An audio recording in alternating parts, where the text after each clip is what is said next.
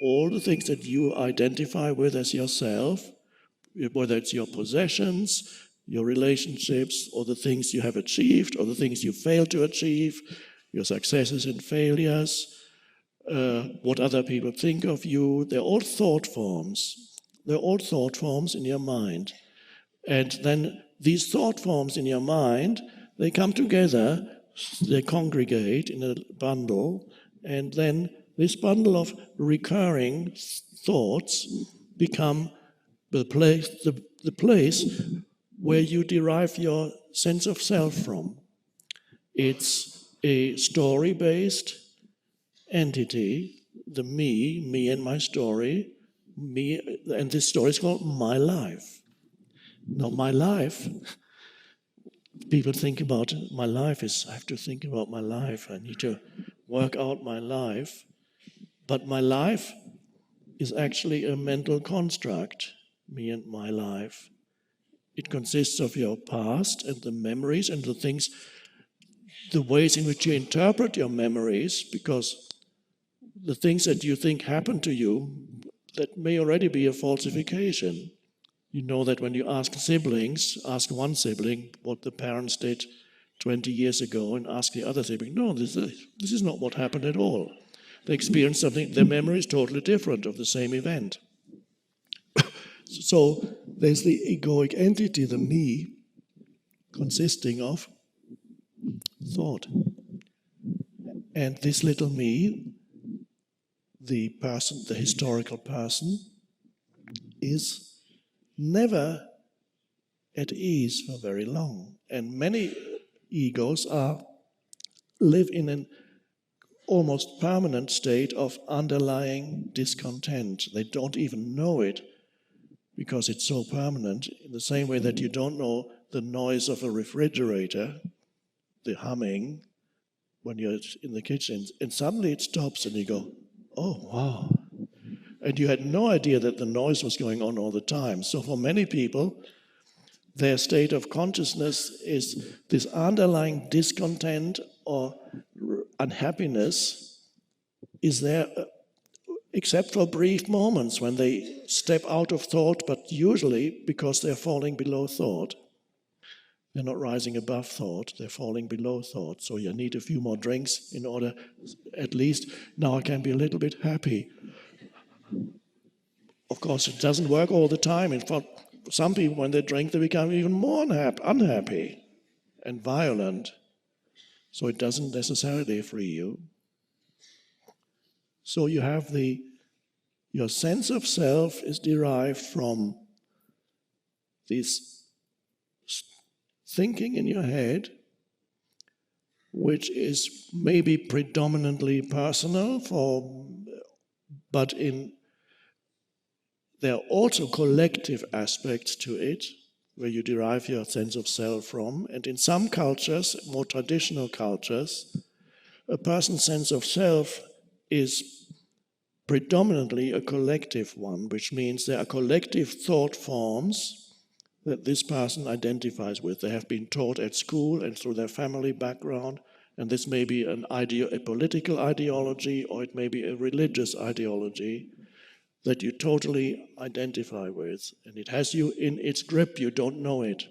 You don't know that you are in the grip of certain deeply lodged thought forms, and through the screen of those thought forms, you look at the world, and then you interpret it through that, and you react, and you act through that screen. So you inhabit a conceptual reality, cut off from the deeper levels of your being. Terrible, terrible. But that is a transitional stage for humans.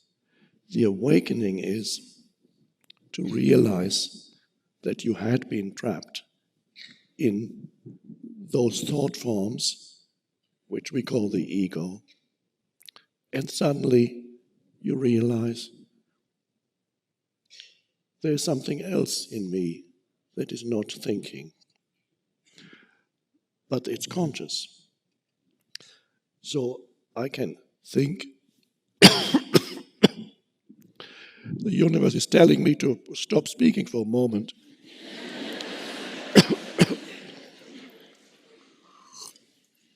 And come back to where we started, which is, you remember I said, when you listen to the silence, underneath and in between the words, what happens inside you? And what happens inside you is you stop thinking. You cannot notice the silence, even just notice it, like now. In the moment of noticing, you are conscious, but not thinking. Oh, that's an amazing discovery. That you are able to be conscious without thinking. Now, how long that can be sustained in you is another question. But first of all, don't ask, okay, don't try to sustain it by applying willpower that doesn't work, or stop breathing. Okay, and don't push your thoughts away. That is not to be recommended. You may be able to stop thinking by using willpower and saying, okay, I'm not going to think now.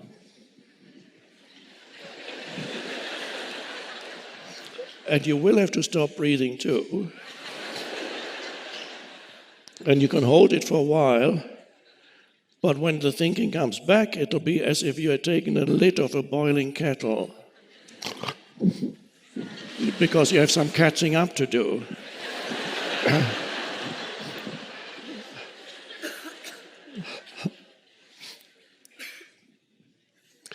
The most amazing discovery, and that is the awakening of consciousness, and let's see if we can go more deeply into that.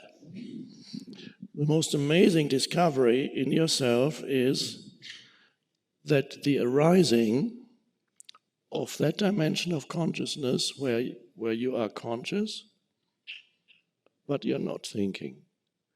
I call that rising above thinking, as opposed to falling below thinking. We talked about that already.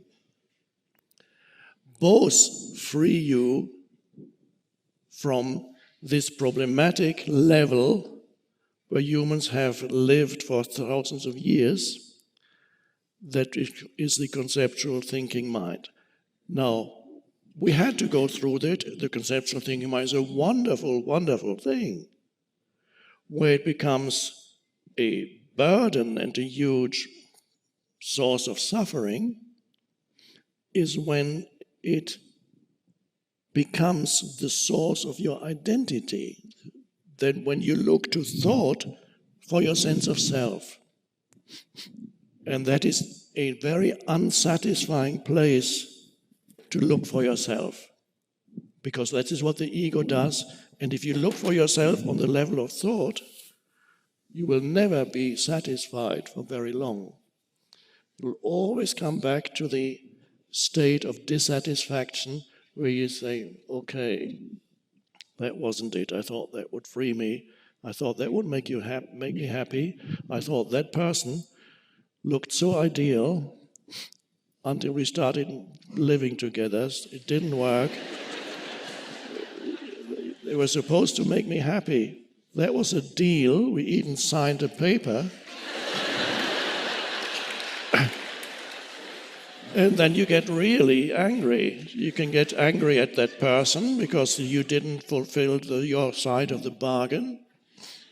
You can become angry at God. Why don't you send me the right person? I demand a partner that makes me happy. And so you look for the other thing, and maybe you look for happiness in an acquisition of something. A bigger house or a bigger car might give me a more satisfying sense of self. But this house or that car, when you get it, it's not really the house or the car that gives you temporarily a more inflated sense of self, because you only can experience the house and the car as a thought form, as my house and my car. So you are looking to the enhancement of your sense of self, not really through the car or the house, but it's because you only experience the car or the house as this thought form. This is my car and this is my house. Have you seen it? It's mine, look. Now that temporarily enhances your sense of self, but that also is based on thought, because these things are thought forms.